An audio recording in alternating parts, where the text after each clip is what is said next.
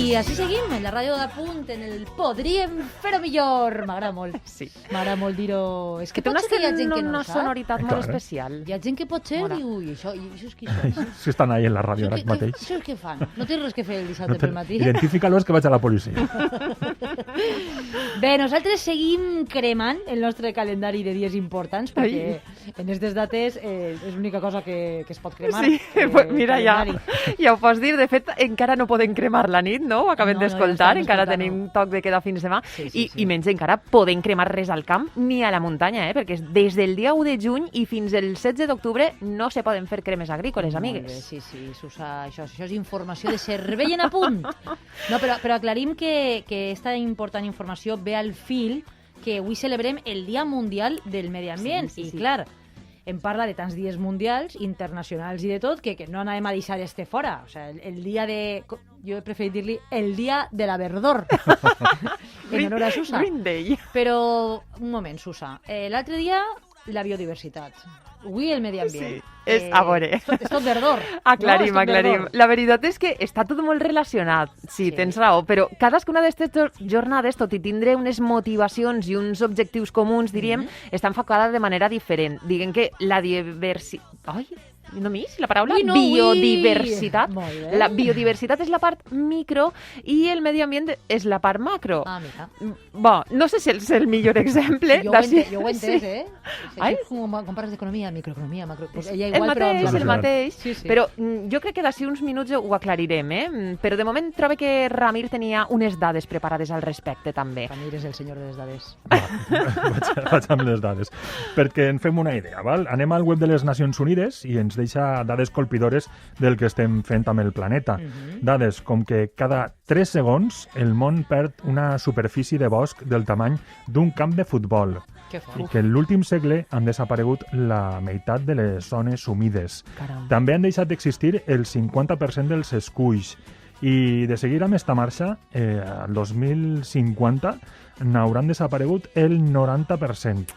I això sols per anomenar alguns dels ecosistemes amb més risc. Com dèiem, són dades del web de Nacions Unides. Unes dades de molt de mal rotllo, És per això que davant d'este panorama l'objectiu d'esta jornada enguany posa els seus esforços en la restauració dels ecosistemes sota el lema Reimagina, recrea, restaura.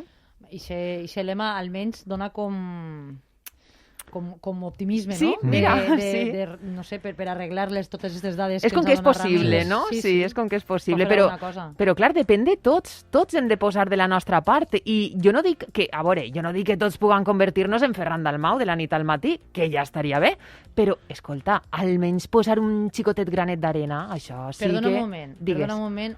Ferran Dalmau? Sí. Has dit Ferran Dalmau? Sí. He escoltat dir jo Ferran Dalmau? Sí, a veure, quasi millor diguem que l'he invocat, perquè Ferran Dalmau, bon dia! Bon dia, què tal? Hola, Ferran! Com esteu? Molt bé. Ferran és un clàssic del Podríem Fer-ho Millor. És un clàssic, és quasi ja un col·laborador, però vaja, que hi haurà qui no el conega, I per a aquestes persones, Ferran, direm que eres el director de Medi 21 Solucions Ambientals, però sobretot eres una persona compromesa amb la protecció del medi ambient. Parlaven d'això, no?, dels principals ecosistemes amenaçats, i a mi em ve al cap que nosaltres, així, de prop, a tocar, en tenim 2 de 3, vaja. Les zones humides i també els boscos. Inclús podríem afegir-ne un més, que seria les costes també, no?, i que no està entre els principals que nomenen les Nacions Unides. I per això volíem preguntar-te, no?, quin és l'estat de salut actual d'estos ecosistemes, centrant-nos al País Valencià? A veure, fer una valoració general de l'estat dels ecosistemes en general és complicat. És complicat perquè, per exemple, heu donat una dada que és que desapareixen moltes hectàrees de bosc al món, però, per exemple, Europa mai havia tingut tanta superfície forestal com té ara. Vull dir, aquesta dada té sobretot a veure amb les selves de la zona de l'Amazonia, té a veure amb països on hi ha activitats extractives, diguem-ne, el que s'anomenen països en vies de desenvolupament, que per a desenvolupar-se el que estan fent és, en molts casos, destruir un recurs, val? I a Europa hi ha més per què? Clar, en Europa és molt fàcil l'abandonament rural, en la mesura en la que els humans ens hem replegat a les ciutats, el bosc, per exemple, ha crescut. I llavors dic, o sigui, al nostre territori quasi el 60% de la superfície valenciana és forestal. Aleshores, així no tenim un problema de deforestació, el que tenim és un problema de que eixa foresta que tenim no se gestiona, per això vol dir que fer una valoració general és complicat. I així un trasbassament no es pot fer, perquè si digueres, mira, agarrem aquesta muntanyeta, se l'emportem a l'Amazònia, però no pot fer un trasbassament. És evident, a veure, el que és evident és que vivim un canvi. Vale? Estem vivint un canvi i com som part d'un sistema molt més gran, que és el planeta, vale? Perquè encara que algú se'n vulgui anar, no se'n pot anar, vull dir, o sigui, estem tots així en el mateix cudol còsmic, tots pegant voltetes, vull dir, o sigui... Cudol còsmic, meu quede per a grup de música o jo què sé. Si parlem de salut, evidentment, el canvi... estem tenint un canvi en el règim de precipitacions, per exemple, val? L'increment de la sequera o de la seva recurrència, és a dir, tindre-les més sovint d'aquestes sequeres, o que aquestes siguen més llargues, o que siguen més intenses. Això acaba afectant els ecosistemes perquè, per exemple, si no plou, els rius no arriben a la mar. Si no arriben a la mar, no n'hi ha sediments que s'aporten a les costes. Si no n'hi ha prou aigua, l'albufera se pot secar, per exemple, si no hi ha una aportació d'aigua a aquest llac. Per tant, pot acabar colmatant-se i desapareguent. I saps què passa? Que els humans són molt de conservar. Però, clar, jo sempre me faig la mateixa pregunta, perquè tu dius, una persona molt compromesa, jo, vaig estudiar enginyeria fa molts anys i porto 20 i pico d'anys treballant en el sector ambiental i al final és una forma de vida i una forma de feina, no? Però vull dir-te, això també te fa generar-te preguntes. I la pregunta que em faig moltes vegades és fins a quin sentit, o sigui, fins a quin punt té sentit conservar en un sistema dinàmic? Vull dir, a lo millor vos hem de plantejar... Ja que anar adaptant-nos als canvis, per tant. Clar, a lo millor és millor una adaptació. És com si, imagineu-vos a Gandalf diguent-li al canvi climàtic, no puedes passar! Vull dir, o sigui, i el canvi climàtic descollonant-se, com dient, bueno, però això... O sigui, això no m'ho esperava jo, El mateix passa amb els boscos, l'abandonament de l'activitat agropecuària. Imagineu-vos, ja no tenim cabres, ni vaques, ni grans herbívors pasturant les muntanyes, i això fa que s'acumule moltíssima llenya. I tota aquesta llenya, penseu que moltes de les masses forestals que tenim actualment són masses antinaturals, perquè mai en la història de la humanitat el 80% de la població havia viscut a les ciutats. Per tant, decidir viure a la ciutat, per exemple, és una primera decisió que té que veure amb el canvi climàtic. Tots... Digues. Sí, no, estava pensant precisament en tot això, no? Estem registrant. Hi ha qui encara s'ha quedat en cudol còsmic.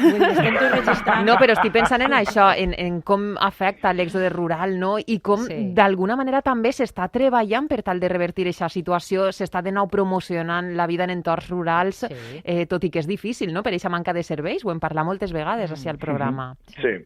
A veure, el primer que cal que fem com a societat, la primera decisió és una decisió individual, d'acord? I per addició d'aquestes decisions individuals, una decisió col·lectiva. Cal prendre consciència que el problema que tenim és un problema de primeríssima magnitud. Vull dir, lo de la pandèmia, que ja veieu els efectes que està tinguent, pot ser una broma de mal gust comparat amb el que suposa el canvi climàtic. I l'emergència climàtica, vull dir... Per tant, cal Ferran, que mos afones el dissabte. No, al contrari, el que tenim és una oportunitat de... De prendre consciència, d'alguna manera. Clar, o sigui, aquesta decisió individual ens ha de fer-nos les preguntes adequades. I és què puc fer jo per a canviar el meu model de relació amb l'ecosistema? Llavors, per a tu, o sigui, diguem que tot això que ha passat de la Covid ens haguera pogut servir d'assaig, no? D'entrenament per al que... No? Com un primer entrenament per al que ve. Ens ha de servir, clar. O sigui, a veure, tendim a culpar... Saps què passa? Els humans som molt de culpar a altres, ¿vale? Vull dir, sempre la caga un tercer. El govern local, l'estatal, les empreses, Trump... Però no podem negar que és una cosa de tots. La culpa de todo la tiene Yoko Ono. Vull dir que al final, o sigui, a mi m'agrada molt, més que la culpabilitat, la paraula responsabilitzar. Sí, ja, clar. I tots i totes tenim una part de responsabilitat. A veure, això és com dels italians. Piove porco governo. ¿Vale? O sigui, quan plou la culpa és del govern. O sigui, al final, per posar-vos un exemple, si per anar-te'n al gimnàs a fer l'operació bikini i tens el gimnàs a 10 minuts de casa i te'n vas a fer esport, agafes el cotxe, en lloc d'anar a peu en bicicleta, tu també eres responsable d'una part. Mira, per que us feu una idea, les ciutats generen el 70% de les emissions globals de gasos d'efecte hivernacle i se mengen 2/3 dels recursos i de l'energia del planeta. Clar, per tant, això està mal repartit. Jo, per exemple, nosaltres a l'equip meu tenim 3 seus, una en Alacant, una en Castella i una en València, una en Carcaixent, una altra en Alcalà de Xivert i una altra en Callosa d'en Sarrià. Podríem haver anat a ciutats, per exemple, val? Però hem decidit tindre l'activitat en pobles, perquè és que al final també és una forma de tindre una vida més tranquil·la. Però el problema és que, sabeu què passa? Jo crec que hi ha un problema de consciència real, perquè tenim molt de postureig ambiental. Que som molt d'Instagram però poc de llagona. M'entens el que te vull dir? O sigui, molt de postureig, però tenim el repartidor, anava a dir el nom de l'empresa, el repartidor d'això online que tots sabem a la porta de casa dia sí dia també. Efectivament, o sigui, per estalviar-nos uns cèntims comprem precarietat. I això, sincerament, a mi me fa molta risa quan veus gent que està... No, jo és que estic molt conscienciat pel tema mediambiental. Sí, però vull dir-te, això implica una forma també de consum. Això implica... Jo soc molt d'anar... Al meu poble hi ha mercat, i a mi m'agrada molt anar al mercat. Vull dir, i sé que estic pagant potser un poquet més que tal, però vull dir-te, però me dona igual, perquè al final sé que estic ajudant estic conservant el nostre sector primari, perquè els nostres agricultors, els nostres ramaders, els nostres forestals, servicultors, són la primera línia de defensa i l'última que ens queda davant del tema del canvi climàtic. I si perdem això, ahí sí que... Però escolta, i tornant un poc al que deies que m'ha agradat molt això, de que això de la Covid pot ser una broma comparat amb el que ve. No tens aquesta sensació de que quan tot això va esclatar hi havia un... Ostres, que bé, no? Això ens pot fer com un... Tenim l'oportunitat de posar els marcadors a zero i tornar a començar, no? I per un temps... Jo crec que teníem aquesta sensació de els cels estan nets, consumirem millor, ens replantejarem, el que tu dius, cotxes, tal... I no tens un poc la sensació... Igual és una mica pessimista, però no tens la sensació de que no ha sigut així? Allò de la pandèmia no serà millor. O sí que han passat coses. Tu que estàs més relacionat, vull dir, perquè... Feu preguntes molt difícils. Perquè eres molt llest, és que... No. A veure, la resposta a aquesta pregunta jo te diria, depèn, perquè, a veure, hi ha gent que sí i hi ha gent que no. N'hi ha gent que ha après una lliçó i n'hi ha gent que no. En la meva activitat professional jo he tingut ocasió de treballar en el món de les emergències, a vegades, de diversos tipus, val? I en les situacions extremes fan que la bona gent siga més bona gent i el que és imbècil siga més imbècil. Vull dir, o sigui, hi ha gent que ha après coses, inclús ha hagut gent que ha après coses a un preu molt alt, ¿vale? I hi ha gent que no ha après absolutament res ni ho aprendrà. Però no ho aprendrà perquè ni vol, o no pot, o no sap, no ho sé. Però més enllà d'aquesta voluntat, creus que ho tenim fàcil, la societat, per a ser sostenibles? Al fil de tot això que dèiem, no? De la població... La pregunta és fàcil, també, Població concentrada en les ciutats, el comerç, diguem, no de proximitat. Ens ho posen fàcil o n'hi ha que fer un exercici? Ja esteu buscant aquí carregar-li el mort, eh? Ja esteu buscant ahí la culpa. La culpa és d'Europa. És que com no ho tinc fàcil... A veure, mireu, la vida... Jo ara dono el meu punt de vista, val?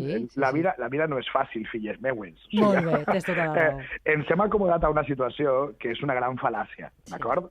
La vida, per a moltíssima gent del planeta, i per a molts animals, i per a moltes altres espècies, és cruenta, és bonica, és dura, és exigent, és fantàstica. Total.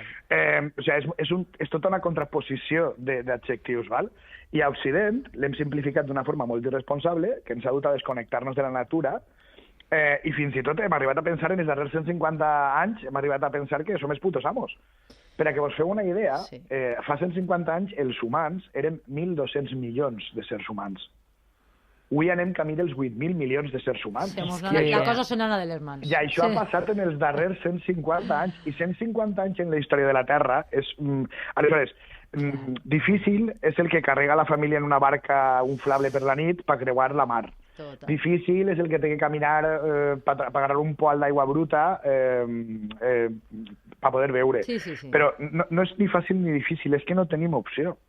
Vull dir, els governs tenen l'obligació de fer-nos-ho més fàcil, d'acord, però nosaltres també tenim l'obligació de fer-ho encara que no siga fàcil. Clar. O sigui, diguem-ne, seria allò de no te preguntes què pot fer el medi ambient per tu, sinó pregunta't què pots fer tu per el lloc en el que vius i que te sustenta. Val? A més, penseu una cosa, no era fàcil enviar a ningú a la Lluna. I mira... I es vam enviar.